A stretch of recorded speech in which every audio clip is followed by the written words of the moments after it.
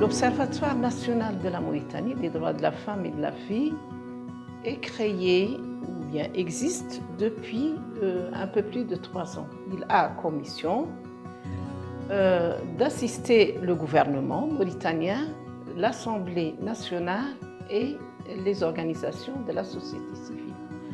Bon, le rôle qu'il joue, c'est de promouvoir et de défendre les droits des femmes en les assistant juridiquement, médicalement et psychosocialement. Cet atelier a été très riche en échanges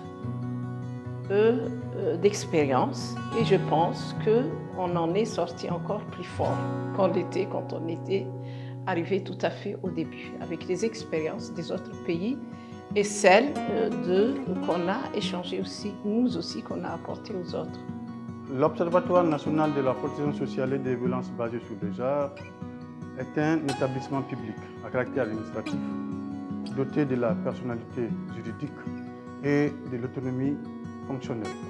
Actuellement, cet observatoire est soumis à la tutelle de 2 départements. Au cours de cet atelier, nous avons échangé sur nos acquis, les défis auxquels nous sommes confrontés, les bonnes pratiques, mais aussi également sur les résultats obtenus par les différents observatoires depuis leur création. Et au terme des échanges, l'Observatoire de la Guinée a vraiment décelé une foultitude de bonnes pratiques que nous comptons vraiment dupliquer dans notre pays. Alors, au terme de cet atelier, l'ensemble des participants ont à l'unanimité décidé de mettre en place un réseau des observatoires francophones. Il va falloir peut-être créer une collaboration régionale de tous ces observatoires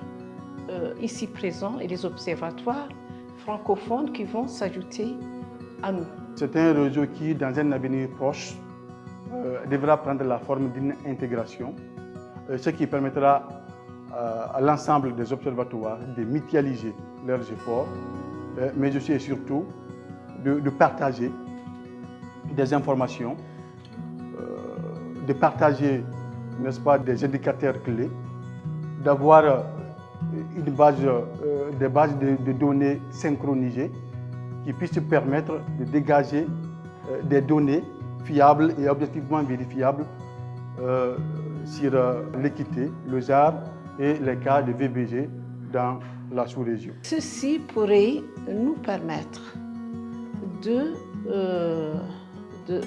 mieux donc pouvoir travailler sur ces droits régionaux et de favoriser un dialogue permanent et un apprentissage mutuel.